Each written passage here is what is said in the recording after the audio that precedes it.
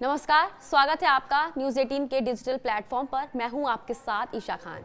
Delhi NCR में आई तेज आंधी और मूसलाधार बारिश ने सबको चौंका दिया और इस बार की मानसूनी दस्तक ने इतिहास रच दिया। जी हां, भारतीय मौसम विभाग ने पहले ही चेतावनी जारी कर दी थी कि 60 से 100 किलोमीटर प्रति घंटे की रफ्तार से हवाएं चलेंगी, बिजली गिरने का भी खतरा रहेगा और हुआ भी कुछ वैसा ही।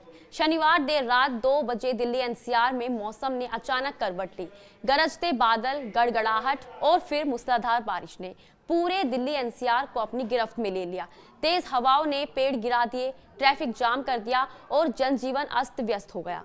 कई इलाकों में जल भराव इतना ज्यादा हुआ कि गाड़ियां आधी से ज्यादा पानी में डूब गई। गर्मी से राहत तो मिली, लेकिन कीमत भी चुकानी पड़ी। तूफानी रात में कई लोग सड़कों पर फंसे रह गए। इस बार मॉनसून ने अपने तय वक्त से 8 दिन पहले ही 25 मई को ही केरल में दस्तक दी थी और 16 साल बाद ये सबसे जल्दी आने वाला पहला मॉनसून बन गया।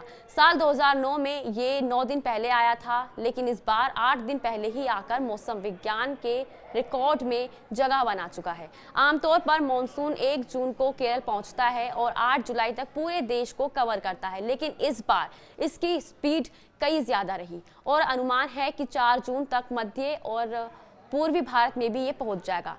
दिल्ली ही नहीं बल्कि पूरा देश इस बदले हुए मौसम की चपेट में है। बता दें, मध्य प्रदेश के भी 17 जिलों में बारिश का अलर्ट है, जबकि 4 जिलों में तेज आंधी पहले ही दर्ज की जा चुकी है।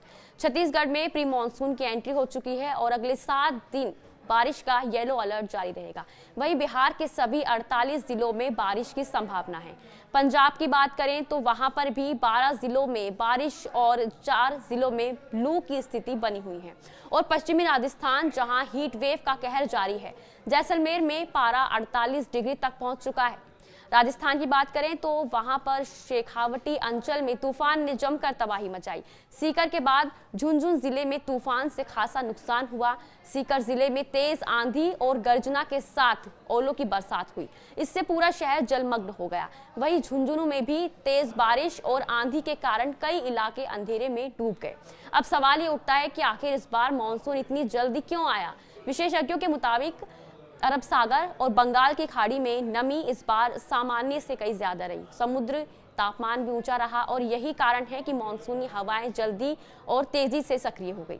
पश्चिमी हवाओं और चक्रवातों की गतिविधियों ने भी इसमें बड़ी भूमिका निभाई और इन सब के पीछे एक बड़ा कारण जलवायु परिवर्तन रहा। बता दें, मौसम विभाग ने एक साफ कर दिया है कि इस साल अल नीनो का खतरा नहीं है। अल नीनो का मतलब है बारिश सामान्य से ज्यादा हो सकती है। अल नीनो और ला नीनो दोनों समुद्री तापमान के 2 विपरीत पैटर्न हैं। अल नीनो में समुद्र गर्म होता है और बारिश प्रभावित होती है, जबकि ला नीनो में समुद्र ठंडा होता है और बारिश भी अच्छी होती है। साल 2023 में अल नीनो सक्रिय था, जिसके कारण 6% कम बारिश हुई थी, लेकिन 2025 में स्थितियां पूरी तरह बदल गई हैं। अब सबसे बड़ा सवाल ये है कि क्या मॉनसून जल्दी आया है तो जल्दी जाएगा भी। इसका सीधा जवाब नहीं है, क्योंकि मॉनसून की गति, तीव्रता और टिकाव कई चीजों पर निर्भर करता है, जैसे समुद्र का तापमान, वैश्विक मौसम पैटर्न और वायुमंडलीय दबाव। अगर मॉनसून की चाल बनी रही तो ये पूरे देश में भरपूर बारिश ला सकता है, लेकिन अगर ये कमजोर पड़ा तो सूखे जैसे हालात भी पैदा हो सकते हैं। फिलहाल राहत की बात यह है कि गर्मी से राहत मिली है और किसानों को इस बार अच्छे मॉनसून की उम्मीद है। बस जरूरत है सतर्क रहने की, क्योंकि मौसम अब सिर्फ मौसम नहीं रहा, ये एक चुनौती भी बन चुका है। इसी के साथ आज के लिए बस इतना ही। नमस्कार।